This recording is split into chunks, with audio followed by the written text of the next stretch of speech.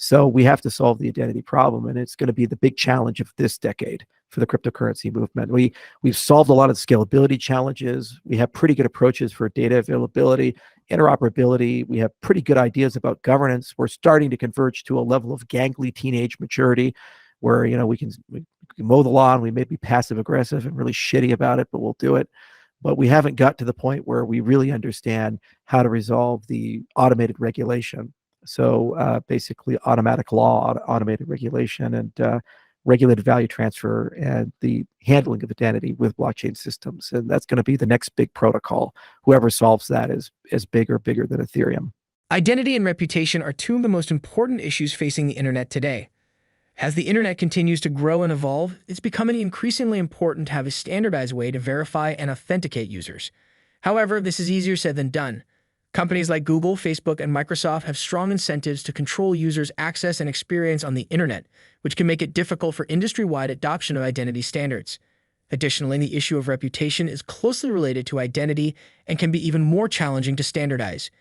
In this video, we'll be discussing the challenges of developing standards for identity and reputation on the internet and how Charles Hoskinson, a well-known figure in the cryptocurrency and blockchain space, is working to address these challenges. According to Charles, one of the biggest challenges of developing standards for identity and reputation on the internet is the issue of decentralization. In a centralized system, a single authority is responsible for issuing and managing identities.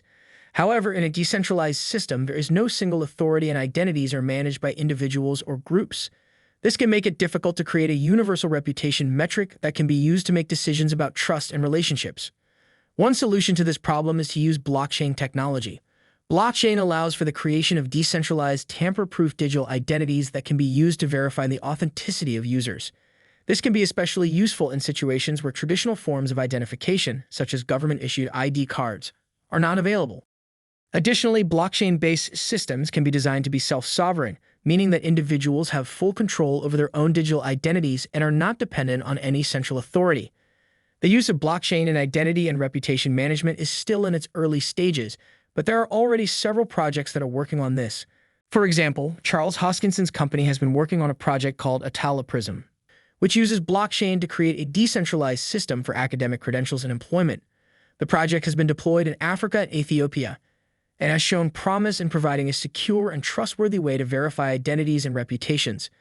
We will now go into the video and listen to Charles as he presents the challenges facing the crypto industry as regards to identity and regulatory adoption. As you listen, make sure to hit that like button, subscribe, and drop any questions or opinions in the comment section. It's really hard to develop standards for identity and get those to be industry adopted because the issue is not technological. The issue is incentives. Google and Facebook and Microsoft and others have very strong incentives to internalize the identity product and own that, because then they have the ability to control your experience and access to the web. I'm not criticizing companies. It's just a competitive reality.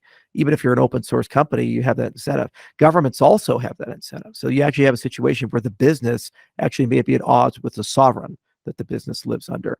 And so historically, identity has been the product of governments, where they give you the breeder documents, whether it be a passport or driver's license or any of these types of things, and they are the issuer. But then there's this closely related concept to identity called reputation. So it's one thing to have a binary conversation. Are you Marlon or not? It's another thing entirely to have a reputation conversation. Is Marlon the most qualified person to water my cactuses when I leave town? You see, so this is a very different question, and I don't want dead cacti. San Pedro's take a lot of time to cultivate. There's lots of things you can do with them that are fun and exciting. So how do I know you have good reputation there? And the problem is reputation is referential. So you guys met me. We're talking. We'll have a great Q&A. Obviously, other people in the cryptocurrency space have different experience with me and different opinions about me. And if you go and talk to those people, they may think that I'm a completely different person and not qualified or very qualified, just depending upon their beliefs. So how do you then create a notion of a universal reputation metric that can be useful for making decisions about relationships? Should I give them money? Should I give them my kids to take care of? Should I go to this university? Should I do X, Y, and Z? All the time you're there. So reputation and identity are closely related to each other, and they can't be separated. Then you have user experience that sits on top. How do you issue and how do you revoke? How do you manage?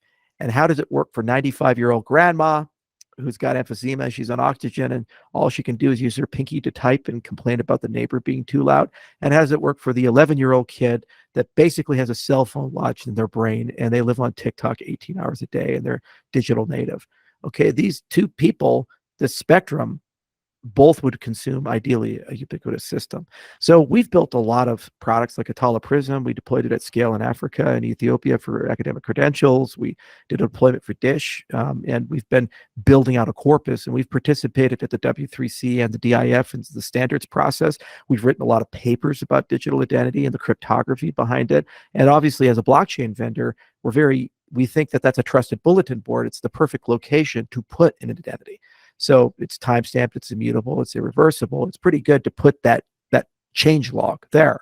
But where identity gets useful is when you start binding it to products, assets, authorizations, authentications, attestations. And that's an intrinsically centralized thing because you get your degree from a university. You don't get your degree from a decentralized university. I would love to see that, and I think we need to move in that direction, but you get it from UC Berkeley or from Stanford or from the best ever CU Boulder. You get it from these things, okay? You don't get it from, the cloud. So you can have a completely decentralized identity system, but if they're unwilling or unable or for a regulatory reason can't sign, then you can't bring them into that space. So you have this mixture of federated, centralized, and decentralized capacities. And the whole concept of self-sovereign identity, which is where this leads to, is at least you own the credential, meaning that you control the private key and it's portable and it can flow from one system to the other. Another interesting development is the concept of decentralized autonomous organizations, DAOs, which is a digital organization represented by smart contracts in a blockchain, and it's run by its members and stakeholders. They can also help in handling reputation and identity management. In addition to the blockchain, other technologies such as biometrics, zero-knowledge proof, and secure multi-party computation have the potential to contribute to the development of a secure and trustworthy identity and reputation management systems. In conclusion, identity and reputation are two crucial issues facing the internet today. While it's important to have a standardized way to verify and authenticate users, it can be difficult to achieve industry-wide adoption of identity standards due to competing incentives among companies and governments. It's clear that there's still a lot of work to be done to create a ubiquitous identity system that works for everyone, but with the efforts of people like Charles Hoskinson, we're one step closer to achieving that goal. What are your thoughts on the challenges of developing standards for identity and reputation on the internet? We would like to hear your thoughts in the comment section below. Don't forget to like the video, subscribe, and turn on notifications to stay updated on our latest videos. Thanks for watching.